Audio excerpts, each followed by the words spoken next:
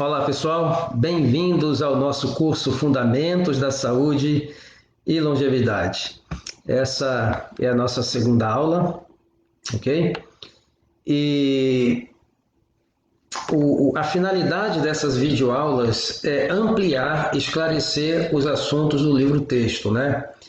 Então, para cada aula que vai se compor de um vídeo mais uma leitura que será designada, haverá então também um questionário.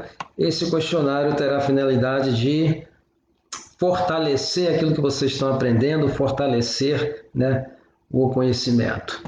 Então, uma videoaula e um texto assinado representa uma aula, ok? Então, passei o texto para vocês, aí para vocês lerem. Agora eu vou ampliar nessa videoaula aqui aquilo que vocês leram. E vocês receberão também, para cada aula, que é um conjunto de videoaula e texto, vocês receberão um questionário, né, para avaliar o conhecimento e para que vocês fortaleçam bem os conceitos que estão aprendendo, né? Bom, nós, seres humanos, vivemos numa época marcada pelas contradições, né? Porque, por outro lado, com tanta tecnologia, né, e tanto conhecimento adquirido nos últimos 50 anos, e esses conhecimentos aplicados na área da saúde e nutrição, deveria fazer com que o ser humano estivesse vivendo hoje no ápice, né, da saúde, da longevidade e do bem-estar. Mas o que nós vemos é um cenário completamente diferente, né? Parece que quanto mais avança a ciência, mais se multiplicam as enfermidades, né? E as enfermidades, apesar de todo o avanço da ciência, está cobrando um tributo pesadíssimo, né, à população e afetando de maneira negativa e maneira drástica a saúde e a qualidade de vida das pessoas. Agora, uma pergunta: a que se deve isso? Por que existe esse cenário, né? No passado, as pessoas morriam mais de enfermidades infecciosas, então os avanços feitos na área de saneamento básico, de água tratável, né, eliminou em muitas regiões esses problemas. Mas o que nós estamos fazendo, praticamente, o que ocorreu é que estamos trocando de doença, né? Deixamos de morrer da maioria das enfermidades infecciosas, estamos morrendo hoje das enfermidades chamadas enfermidades crônico-degenerativas, né? Ou crônico-metabólicas, né? A que se deve isso se nós temos nas nossas mãos tantas ferramentas tecnológicas, tanto conhecimento acumulado, a capacidade de armazenar informações chegou a um ponto assim incrível, né? E a vida do ser humano ainda continua, com relação à qualidade de vida, expectativa de vida muito pobre, né? Isso se deve ao fato de que as pesquisas na área de nutrição e na área de saúde, principalmente com relação a medicamentos, né? Estou falando apenas nessas duas áreas, que são as áreas que eu conheço. Essas pesquisas estão marcadas pela corrupção e pela desonestidade, né?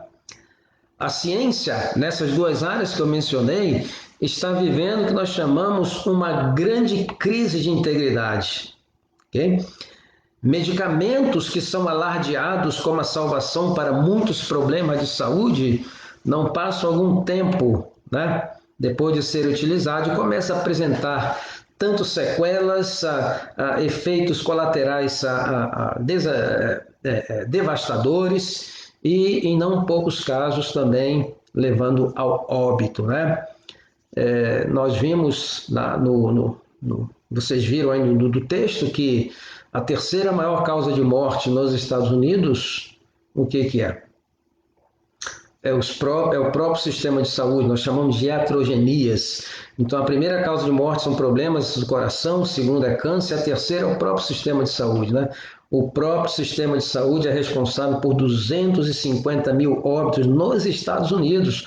Olha que eu estou falando em um país onde a responsabilidade civil é muito grande, né? Imagine os outros países onde a responsabilidade civil não existe. Então, a terceira maior causa de morte na América, nos Estados Unidos da América, é ainda está relacionado com a própria ação do sistema de saúde. A que se deve isso? Né? Seria a pergunta. Bom, se deve praticamente ao que eu mencionei anteriormente, né? A corrupção, né? Os interesses financeiros, conflitos de interesse, a falta de integridade, tudo isso aí são fatores, né, que levam a essa tempestade perfeita, né? Para vocês terem uma ideia, no ano de 2012, um laboratório chamado GlaxoSmithKline, nos Estados Unidos, foi obrigado a pagar um total de 3 bilhões de dólares, ok? Em multas e em compensações para vítimas, né, dos seus medicamentos. Compensar as vítimas ou aos familiares e essa demanda judicial, nessa demanda judicial foi comprovado, né, de maneira contundente, né, as fraudes tanto no processo das pesquisas como no processo das propagandas daqueles medicamentos, né, foi comprovado. Então, esse laboratório foi obrigado a pagar aí 3 bilhões de dólares em multas para o governo federal e também em compensação para as vítimas dos seus medicamentos. Isso aqui não é um caso isolado, isso ocorre a cada momento, de vez em quando o laboratório também tem que prestar contas, né? Mas o que ocorre aqui é o seguinte, bom, um laboratório ele fatura 50 bilhões de dólares por ano, se ele tem que pegar 3 ou 4 bilhões de dólares para poder lidar com esses problemas judiciais, aquilo faz parte de perdas e danos, né? É a contabilidade normal da empresa. No caso específico desse laboratório, da GlaxoSmithKline, um dos grandes problemas é que era um medicamento para depressão estava provocando ideações suicidas em alguns pacientes e alguns se mataram, né?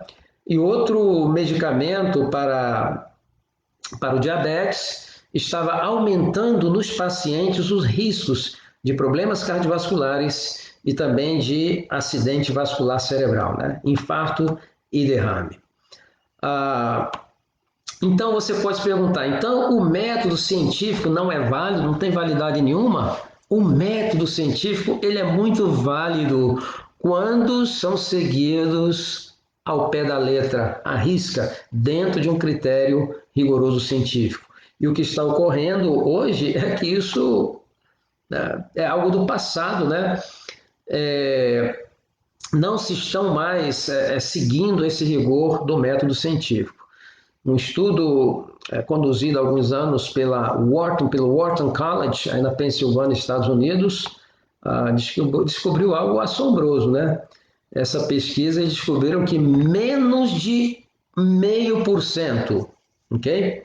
Menos de 0,5%, 1% dos pesquisadores utilizam o método científico. Isso é uma tragédia, significa que a quantidade de informações que chegam à população, falsas, distorcidas e tendenciosas, essas pesquisas que não se usam rigorosamente o método científico deveriam ser pegado e jogado pela janela, porque não serve para absolutamente nada e vai provocar mais dano do que benefício. Agora, quais foram as violações que mais se encontram, né, nesse processo dessas pesquisas? Os mais encontrados é uma amostragem insuficiente, ou seja, os voluntários que se pegaram para poder representar a população, né, eram insuficientes para poderem ser representativos. Isso aí é um erro básico no método da pesquisa científica, né? O segundo que ocorre com muita frequência é manipulação de dados, né? Quando o pesquisador percebe que não está indo na direção que ele quer, então ele começa a trabalhar com números ali para conseguir o resultado que ele está buscando. Os resultados exagerados, né? Às vezes, uma pesquisa científica indica apenas uma correlação, né? Uma correlação não é uma causação, porque duas coisas estão correlacionadas, né? Não quer dizer que uma está influenciando ou provocando a outra, mas isso é colocado na mídia, essa correlação das pessoas que estão lá vendo, puxa, isso mesmo, que legal, que bacana, então começa a ser influenciado por isso aí, né? Agora, por que isso acontece? para nós sabermos exatamente por que isso acontece, temos que entender como funciona, né, a maioria das pesquisas científicas, o processo. Bom, o processo é o seguinte: eu sou uma empresa que produz um determinado produto, né, e então quero ver, né, um respaldo científico se aquele produto, os benefícios que ele vai trazer aos meus clientes. Então, contrato uma universidade, normalmente acontece assim, uma universidade, e a universidade, então, coloca os professores para poder fazer as pesquisas, para ver realmente, né, a validade daquilo que você está prometendo naquele produto. Mas o problema é o seguinte: o problema é que essas empresas, quando mandam para universidades, elas também têm os consultores científicos. E as universidades têm que enviar, então, digamos assim, os achados preliminares, como é que estão o, como é que está indo, né, a própria pesquisa. E o que acontece é que quando eles percebem que não está indo na direção que eles querem, então duas coisas que podem ocorrer. Primeiro, é uma conversa com a universidade, com os professores, para tentar fazer alguma manipulação, né, para ver se consiga esse respaldo acadêmico. Ou, em algumas vezes, simplesmente se retira os fundos, né, que foram dados para poder seguir naquela pesquisa, né?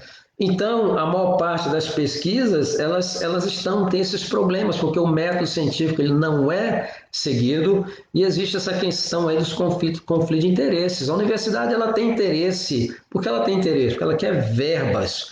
Os pesquisadores têm interesse, porque eles vivem das verbas também que se dão para fazer as pesquisas, né?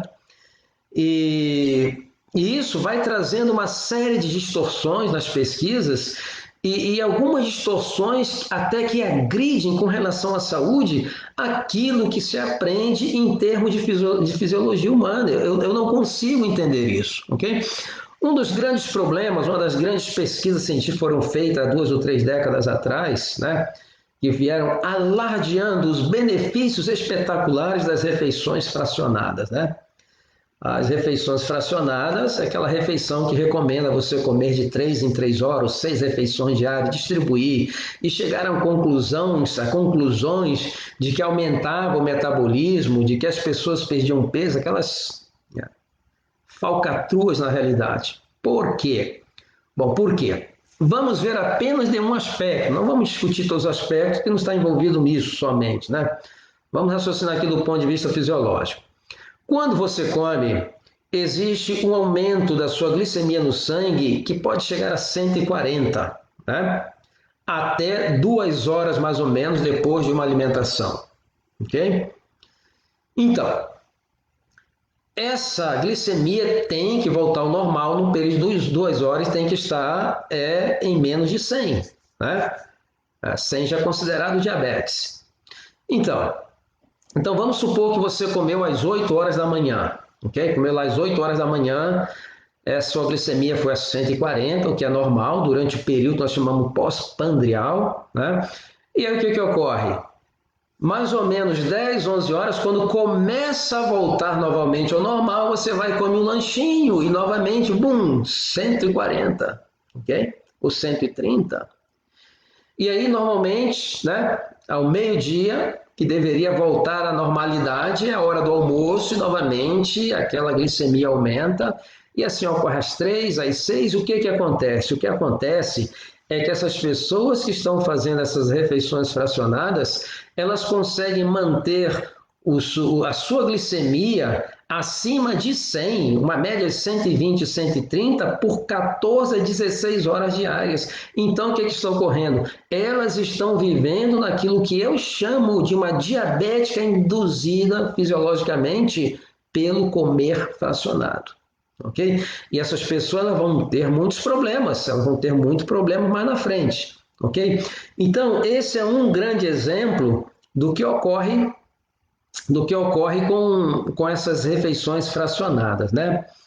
Bom, os conflitos de interesses, eles estão muito, tanto na indústria dos alimentos como na indústria farmacêutica, né?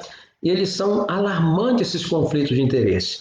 Uma das coisas que nós vemos, por exemplo, nos Estados Unidos, é que os cientistas que trabalham para a FDA, que é a agência que fiscaliza drogas e alimentos, esses mesmos cientistas Muitos trabalham para as próprias indústrias de alimentos e medicamentos como consultores.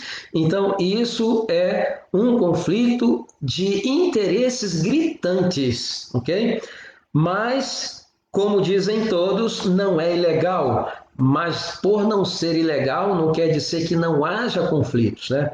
E nós vemos isso de maneira contundente, né? Quando se descarta a eficácia de algum medicamento, né? Em função de um novo medicamento. Nós estamos vendo isso, por exemplo, com a cloroquina, que foi descoberta na década de 30, na década de 40, já era utilizado para tratamento de malária e alguns outros medicamentos, e agora apareceu a possibilidade de ajudar a combater o Covid-19, só que é um medicamento que já não tem mais, digamos assim, royalties, ele já não tem mais de direitos, né? Porque já tem mais de 70 anos que foi fabricado e que foi patenteado e agora passa, depois de 70 anos, passa a ser patrimônio público. Então, nenhum laboratório vai ganhar muito com isso. Nós estamos vendo essa guerra entre França e Estados Unidos, laboratórios, para ver quem é que vai conseguir. E já apareceu aí um antiviral, então, esse sim vai gerar dinheiro. Então, nós vemos aí que nem sempre, digamos assim, o interesse da população está em primeiro lugar. E às vezes falam, não, foi demonstrado que essa cloroquina ela vai produzir uma série de problemas. Sempre todo medicamento produz, todos eles. Até um Tylenol que você compra, aquilo que nós vemos é risco e benefício. Vai dar problema? Vai. Mas qual o benefício que vai trazer? É isso que ocorre com todos os medicamentos, né? Mas a guerra agora, aí o quê? Faz umas pesquisas, quer dizer, um remédio foi pesquisado durante décadas, foi aprovado, foi utilizado, e ainda é considerado pela Organização Mundial da Saúde como medicamento essencial, por incrível que pareça, mas é completamente descartado, porque ninguém está ganhando com isso, ok? Então, isso é uma tragédia. Bom, então, esses conflitos de interesses é que acabam fazendo uma distorção daquilo que deveria, né? Deveria ser porque está lidando com vidas humanas, com a saúde humana, né? Então, deveria ser feito com rigorosidade mais do que qualquer coisa, né? Então, esses conflitos de interesse têm atrapalhado realmente o processo científico, né? E o que ocorre aqui do outro lado, né? Como vem de empresas que são credenciadas, né? O acadêmico, a Harvard, a Yale, ou qualquer que seja a universidade, né? Então, a população crê fielmente, tem uma fé espetacular que essas pesquisas são feitas com honestidade, né? E por essa fé espetacular, a maioria está pagando um preço muito alto, ok? Então, nós temos que usar agora o sentido comum, né? Que muitas dessas pesquisas elas agridem até o senso comum das coisas, né? Então, portanto, para nós mantermos a nossa saúde, para ensinarmos as pessoas a prevenir e a reverter problemas de saúde, nós precisamos destruir esses paradigmas que são paradigmas errados, precisamos construir, né? Sobre um novo fundamento, uma base sólida, com princípios, né, com princípios corretos, para então levar a saúde aí à população. Esse é justamente o objetivo desse curso, né?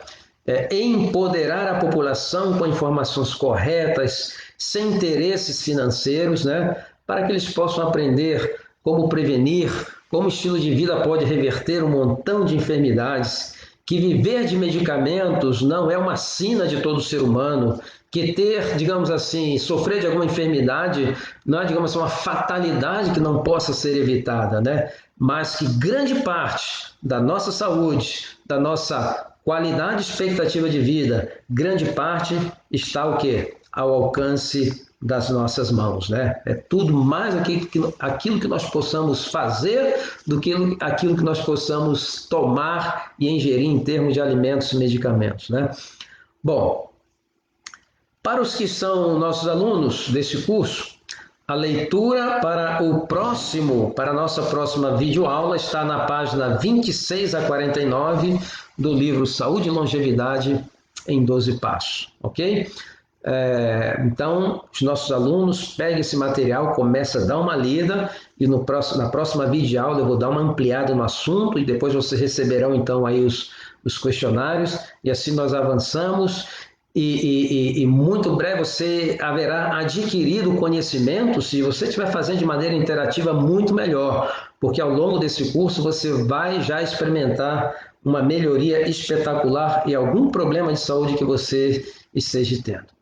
Bom, para aqueles que não são nossos alunos, nós estamos ainda com 1000 bolsas de estudos à disposição daqueles que entrarem em contato conosco, com os telefones ou com os contatos que estão aí em tela, né? Ainda restam alguns, entrem em contato conosco. Esse curso, o preço normal dele é R$ 545. Entretanto, dentro dessas 1000 bolsas de estudos, você pagará apenas uma taxa de 50 reais, ok? Então, queremos aí multiplicar esse conhecimento para que você possa aplicar na sua vida e multiplicar também com as pessoas que você conhece, porque podemos criar um movimento de base que vai ser espetacular, empoderando as pessoas com conhecimento. É o melhor método para prevenir e evitar enfermidades. Eu sempre digo que o maior agente de enfermidades, eu digo que é a má informação e a desinformação. E essa é a nossa finalidade. Muito bem, foi um prazer estar com vocês aqui nessa videoaula e espero vê-lo agora na nossa videoaula 3, que as coisas agora vão ficarem cada vez melhor, ok? Um abraço a todos e até a nossa próxima aula.